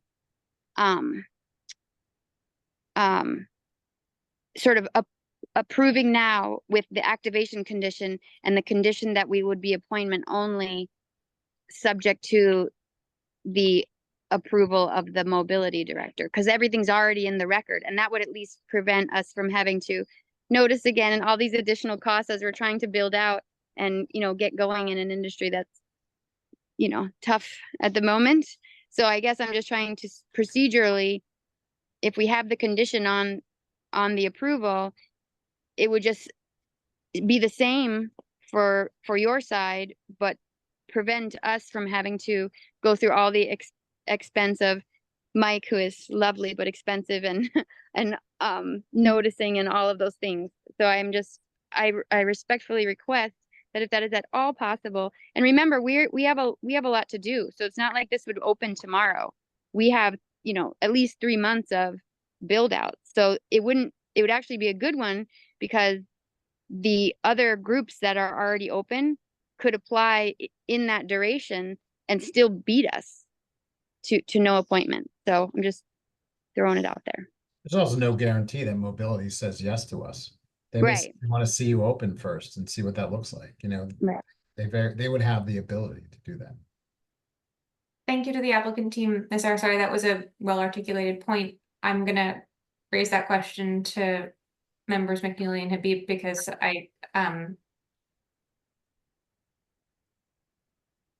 you two will, I think, drive how we proceed here. Michael. Sure you don't want to go first, Member Habib? Receive the floor. I philosophically appreciate that contingency of mobility approving is the crux to that approval. But I think to be consistent with our original approval process, that approval still has to come to the board. The board isn't supportive, and then it goes forward. So I think I'm in alignment with the philosophical approvals required, but the board wants to be able to deliberate based on mobility's approval. They also might have a more gray approval, right? They can come back with a neutral position or a position with contingencies or something like that. And that's where I think that needs to kind of weigh into the general approval process. So I think I still lean towards where I was before. John. Thank you, Madam Chair. I'm very sympathetic to the cost that the applicant is bearing. I really am. You know, this is, I understand the market conditions are challenging, and, you know, there's a lot of constraints, you know, both from a time and resource perspective. But my challenge, similar to my fellow board member McNeely, you know, we don't know where mobility is going to land, and I just don't know if it's going to be, if it ends up being neutral, let's just say no recommendation or neutral recommendation, then this, you know, I would like my fellow board members to have the opportunity to discuss and still give the opportunity to find a pathway, you know, even should that, again, I'm not speculating, I'm just saying, should that circumstance arise, to still find a pathway to support the applicant here. So my position hasn't changed either, similar to board member McNeely as well.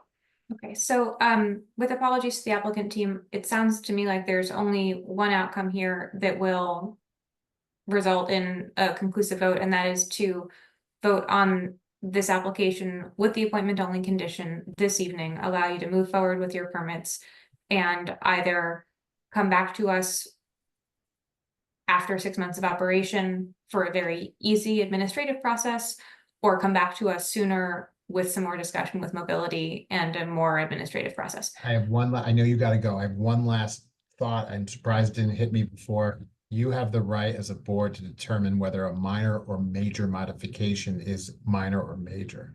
So if you had a condition like that, couldn't the applicant just write a letter requesting minor modification to remove it sometime in the future? And then you as a board would have the right, assuming everything went perfect with this process, to then declare that such would be a minor modification? Would my fellow board members be comfortable delegating that to staff in the for the future? That's sort of the distinction, and the major amendment It would comes back. require a petition from me. I'd have to write a letter. You'd have to weigh it. If the circumstances were such that you didn't feel good at that time, you could always take the major modification and force us back to the board. But if everything's gone really well, you would have the right to say, yeah, it's a minor modification, let them do it. They don't need to come back to the board. You would have that opportunity. Let's assess this question both for this applicant in general, and if we think this would be the right. I'm sorry, this is too many layers. Okay, just for this how we would handle this for everyone going forward is too complicated a question to add to this conversation for this evening. Thank you, Mr. Ross, for that creative solution. I think we've spent enough time on this issue tonight. I'm going to move that we approve this application. So let me find the right language here. Sorry.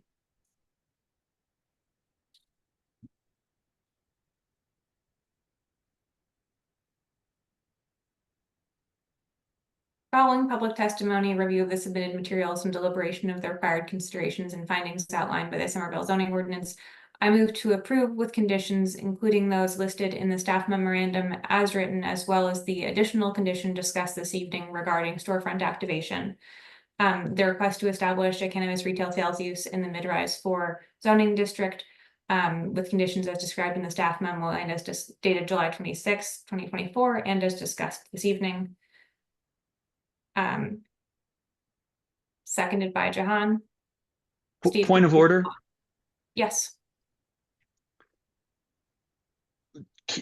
Procedurally, can we separate out votes on conditions? I do not think so, but I will defer to Steve and Emily. Steve carrying the planning division, going to have to defer to my senior planner, Emily. You guys are never this hard when Michael's chairing. You're handling it really well, by the way. I appreciate your chairing. Madam Chair, through you, I would suggest discussing what the board thinks is appropriate and what will get a supportive vote. I wouldn't suggest approving condition by condition. I don't think there's a clean way to do that.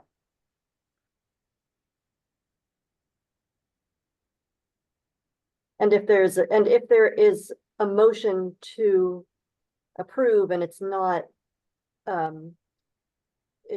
accepted based on the fact that there are concerns with specific conditions, then if the motion fails, then it's a denial of an application. That's my understanding. I appreciate that. I'll just say I am not comfortable with continuing to require the 6 month thing. We've deliberated so much on it. It does not feel like the right decision to me, given everything we've learned. And Mobility's had many opportunities to raise a really, clear objection to moving forward. And I have not heard that, especially with the new memo we got today. So, I'm happy to do my best judgment on the full package if I have to vote on the full package, but maybe at least the minutes can reflect this member's objection to requiring 6 months of the appointment only. I'd like that to be stated somehow. For the record, I understand your consideration, and I would support you voting otherwise if we didn't have a quorum, but I think our collective desire is to be responsive to this applicant's desire to move their project forward.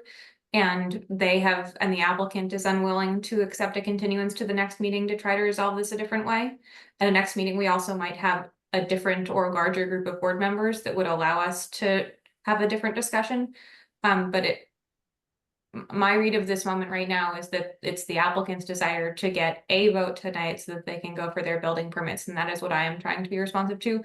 But I hear you loud and clear, and I agree that there is more nuance that we could have, but I'm a little bit stuck with sort of the perspectives of the four of us this evening and the fact that there are only the number of votes required to get there. So if you have a different course of action that you'd propose, I'm open to hearing it, but I'm, yeah, sorry to put you in that corner. No. And I think I have clarity on the, position, we're all in and we all might need to make tough choices. So I'm happy to vote on the full package if I have to. Yep.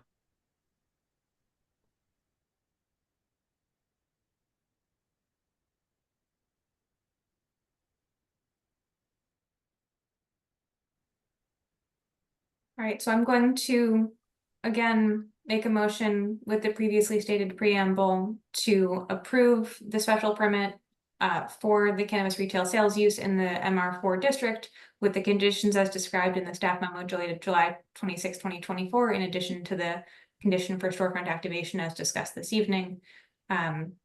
Seconded by Jahan. Steve, can you please call the roll? This is Steve Carey, Jahan Habib, Aye. Michael McNeely, Aye. Amelia Abach, Aye.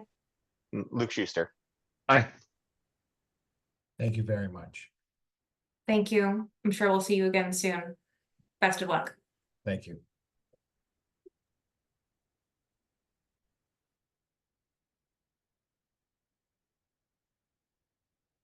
Okay, Luke, I know that you needed to excuse yourself sometime around 8. So is this that moment before we open a new application? Unfortunately, I'm not sure either of our other public hearings can be done in 8 minutes. Yeah, I really do need to leave before 8, so I think that is unfortunately the case. Thank you very much for joining us and for your perspective this evening. Appreciate it, everybody. Yeah, take care. All right, so Steve, it's my understanding that we now do not have the option to, sorry, can we hear the applicant presentations for the 2 remaining public hearings this evening, or should we hold those entirely until we have a quorum? I know people can review the recording, but I apologize, I'm unclear on the process at this moment. I believe that's at your discretion. Obviously, there can't be any deliberation on these because there is not a quorum. I think it's at your discretion if the applicant does want to make a presentation. My feeling is that it would be most appropriate to continue these to our next meeting so that they can be heard live and discussed in a timely fashion with the applicant team. So I believe, unless anyone feels otherwise, I will move to continue 290 Revolution Drive, which was previously opened, to our next meeting on September 5th, seconded by Jahan. This is Steve Carey, Jahan Habib, Aye. Michael McNeely, Aye. and Amelia Abach. Aye. And for 393 Highland Ave, this has not been open, so are we opening it and then continuing it? Yes, that is correct. Okay. Jahan, can I ask you to please read that one into the record for us? Absolutely, Madam Chair. 393 Highland Avenue, ZP 24-000058. 393 Highland Avenue, LLC seeks a special permit to establish a fitness service use on the first floor facing a pedestrian street in the commercial core 4 CC4 zoning district. Thank you. I will move to continue this application to our next meeting on September 5th, seconded by Jahan. This is Steve Carey, Jahan Habib, Aye. Michael McNeely, Aye. and Amelia Abach. Aye. Thank you. Apologies to the applicant teams on that. So we are then going to move on to a couple of items of other business, which include recommendations to the city council on a number of items from the joint hearing. Because these are recommendations and not primary planning board items, we do not need a quorum for them, so we are good to proceed. The first of those that we'll discuss tonight is the city requesting ordainment of an amendment to the zoning ordinance to add section 8.5 interim planning overlay district in the Brick Bottom sub area. I believe that Emily is here to give us an update or an overview on staff's feeling on this item. Thank you, Madam Chair. Through you, I'm here to answer any questions.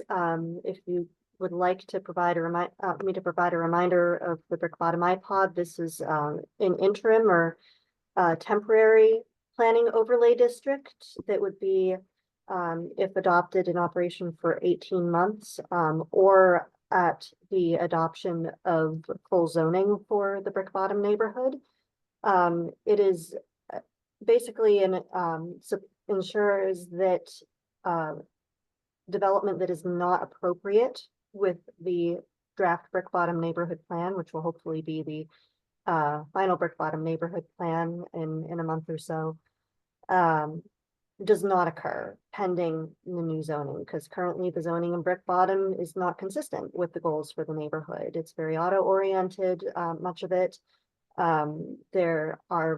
There's development that could occur right now that again would not support the goals of the neighborhood, both either short-term or long-term. So this basically puts temporary limitations on what can happen. Everything must have a special permit if it is allowed at all. And so everything would be reviewed by the planning board, and it would have to meet the additional requirements of the zoning districts with some additional requirements beyond what's allowed in the specific zoning districts, including arts focused, pedestrian oriented design, many others as specified in the proposed amendment. I'm glad to answer any questions at this time. Thank you, Emily. I don't have any questions on this item, but welcome any comments or questions from my fellow members. Michael. Apparently I'm the one who's doing all the talking tonight, so I apologize. So my only hiccup here is around the timing a bit. So I appreciate the recommendation for 18 months or the approval of the Brick Bottom plan. So I love the fact that there's that or, and that it automatically triggers as soon as we got that plan in place. My concern is that gives us 18 months to kind of go through that process. And I'd really like to find a way to kind of shorten that timeline. And so I would want to ask my fellow members if they would be open to kind of adding a comment, basically asking the amendment to be 12 months instead of 18 months. And obviously welcome tons of feedback from staff on that 18-month timeline, and maybe they can convince me I'm wrong to suggest 12 months. Madam Chair, may I just clarify one thing? I'm sorry for interrupting. Please. I would like to clarify that it's with the adoption of zoning, it's not actually the neighborhood plan. So the neighborhood plan and zoning are two completely separate things. We have the neighborhood plan, which is a long-range guiding document. It's a visioning document that states these are our goals for the future. And then we have our zoning amendments, which is part of our zoning ordinance and gives specific requirements, allowances for what development can occur, how it can occur, the uses. And so what we're proposing in this ordinance, in this amendment, is that it be in place until updated zoning is adopted for the district. And we don't anticipate it to take 18 months, but we think it's appropriate to leave that in place, and just in case anything should occur, we want to make sure that we give the time for the plan to be adopted as well, because that plan is going to be our visioning statement, our guiding statement for the zoning. Yes. Thank you. Just thank you for clarifying that. I definitely had in my mind that as neighborhood plan, and the neighborhood plan looks really pretty baked at this point. So I was surprised that was going to take 18 months, but I can appreciate that the zoning will take a bit longer. So I actually would withdraw my suggestion entirely. Thank you for that, Emily. And I'll just jump in here as on a related item. So we originally had on the agenda for this evening discussion of the Brick Bottom neighborhood plan. And I have asked staff to hold that until a subsequent meeting so that they have a little bit more time to respond to the feedback from our initial conversation. So for anyone who is in attendance to hear that item, we will not be discussing the neighborhood plan itself this evening. That will be picked up at either the September 5th or September 18th meeting, 19th meeting, and we will indicate clearly on the agenda when we will be picking that back up. But we did not feel that it was on a night with a packed agenda ripe yet for further discussion. I do anticipate, however, that it'll be adopted in pretty short order, so it shouldn't be a timeline that interferes with the timeline here or the process of going from neighborhood plan to zoning to removal of the iPod.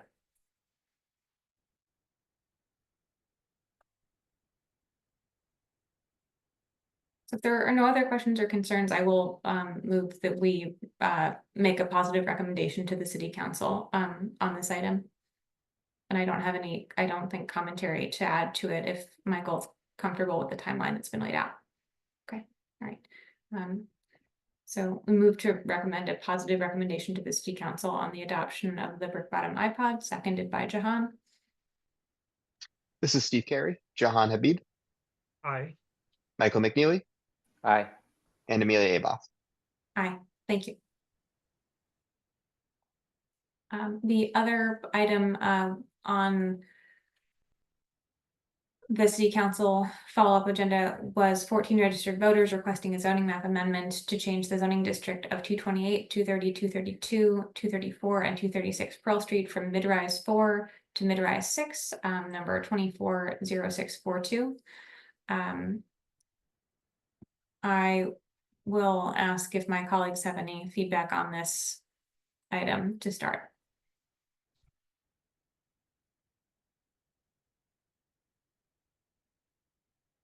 This was the Gilman Square proposal. Yes, Michael. I'm trying to be patient and see if Member Habib is going to jump in. I just want to kind of clarify here. So this this approval would still in the future require site plan approval, that this isn't necessarily, you know, creating the structure that they're asking for by right or anything like that, right? This still will require another hearing, more public input and stuff like that. Is that right? This would go through whatever the normal process would be for whatever they wind up proposing in the MR6, following the pattern of the MR6 district. And I can't tell you offhand whether all projects in an MR6 go through site plan review. Emily, do you happen to know the answer to that offhand? Madam Chair, through you, I'm in the process of looking it up, but I'm fairly certain that development in the MR6 district requires site plan review, unless it's incredibly minor. Okay, thank you for that clarification. I just wanted to respond to the large volume of comments and conversations that I've read regarding, you know, the Gilman Square neighborhood, the neighbors, the abutters. And I do want to make sure that there is some pathway here to hear their voice again before there's final approval. So thank you for that clarification. And I wonder if I could build on that with another question to staff. I know there have been a number of discussions in the past about sort of the overall intention to continue upzoning Gilman Square in a comprehensive manner. Can you remind us where any broader planning efforts for the Gilman Square area might sit? Madam Chair, through you, I'm not fully prepared to answer that tonight. I believe there is an existing plan for the Gilman Square area. I don't believe there's anything else in the works right now, but again, it is on the city's radar that zoning throughout the city needs to be considered and would like to be considered. So it's very much on our radar that's something that we're probably going to be looking at sooner rather than later. Thank you. So I will say the existing plan, I believe, is a 2014 or possibly 2016 plan. So the zoning update, the comprehensive update to the zoning that was completed in 2020 would have already reflected any feedback from the existing Gilman Square plan. I will say, as one member, while I am in support of increased density in the Gilman Square area, we have, I believe, been unsupportive of other applications for one-off map changes. due to sort of considerations about spot zoning and a sort of uncoordinated approach, despite, I think, the board's alignment on the desire to see more density in the Gilman Square Station area. So as I personally would be looking at a no recommendation or a recommendation against this due to considerations of spot zoning and the feedback that was received from the community. And I think there are a couple different things to take into account here, but when a in my mind, negative feedback from the community around an individual property owner's map change request is a very different thing than negative to neutral feedback from the community about a master plan for their neighborhood that would result in increased density and come with the requisite public benefits and sort of strategy for the city overall. So I welcome your feedback, but that's sort of my starting point, I think. Yes, John. Thank you, Madam Chair.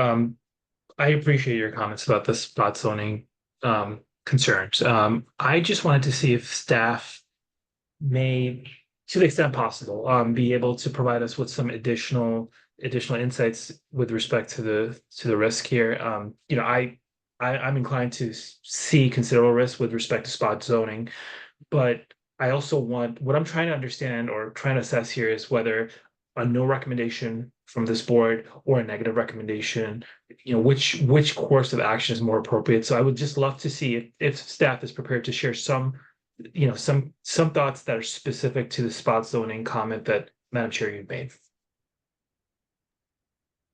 Madam Chair, through you. Just wanted to follow up on my previous comment. I have confirmed that new buildings in the MR6 district, which include apartment buildings, general buildings, commercial buildings, and lab buildings, do require site plan approval. And that process. Regarding spot zoning, I'm afraid I don't have an answer to that. I'm not an attorney and I'm not prepared to provide a legal opinion. We generally do not provide recommendations on individual map change requests. But we do recommend the planning board looks at our long-range planning documents, including, but not limited to Summer Vision 2040. Great, thank you, Ms. Hutchings. I recognize, and it was not my intention to seek your legal counsel, but that insight is very helpful, nonetheless. So thank you, Madam Chair. That's all I had.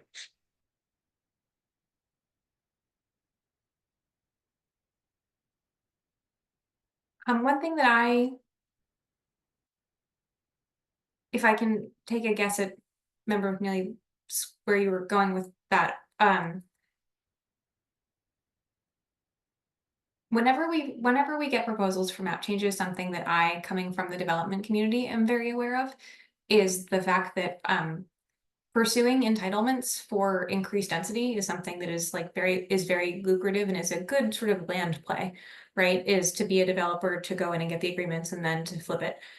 So I always feel very cautious about map changes that are coming from a property owner without sort of coordination with the city in a broader planning effort, because any community benefits that they have sort of committed to are.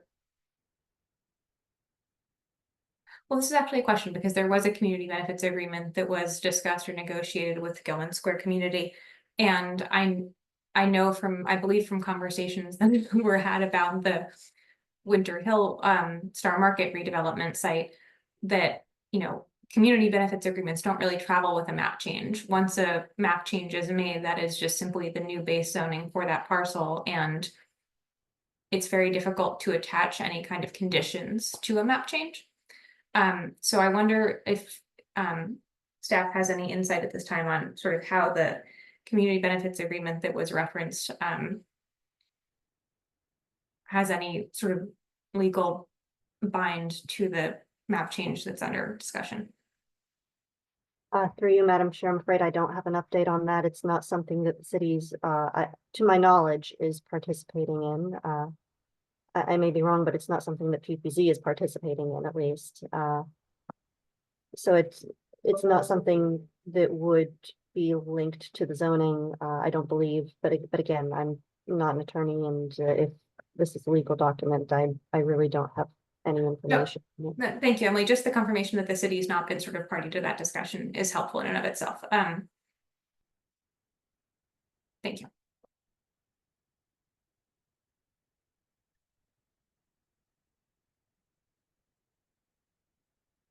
I would be prepared to make a recommendation of no recommendation on this, unless my colleagues feel more strongly in the negative direction.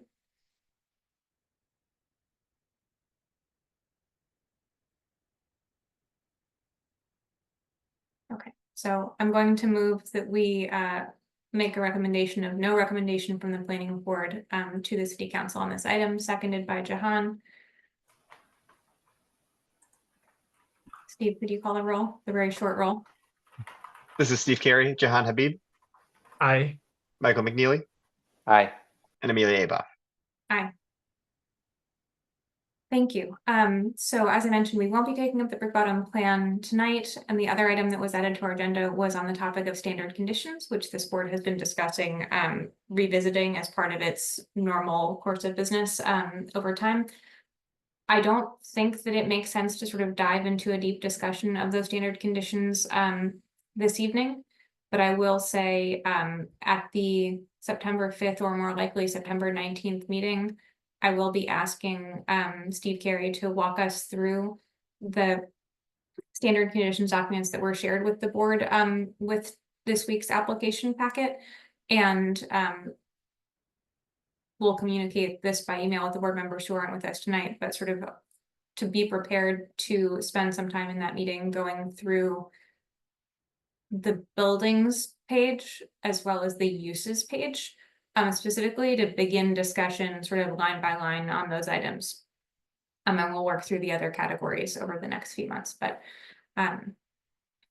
just sharing that for their record and for any of our fellow members who will be watching the recording. So I think with that, we can adjourn for this evening unless there's anything I am forgetting or any items of other business. Okay. With that, I move to adjourn tonight's meeting of the planning board, seconded by Jahan. This is Steve Carey, Jahan Habib, Aye. Michael McNeely, Aye. and Amelia Aba. Aye. Thank you all. Thank you. Good Thank you night. so much. Thank Take you. care.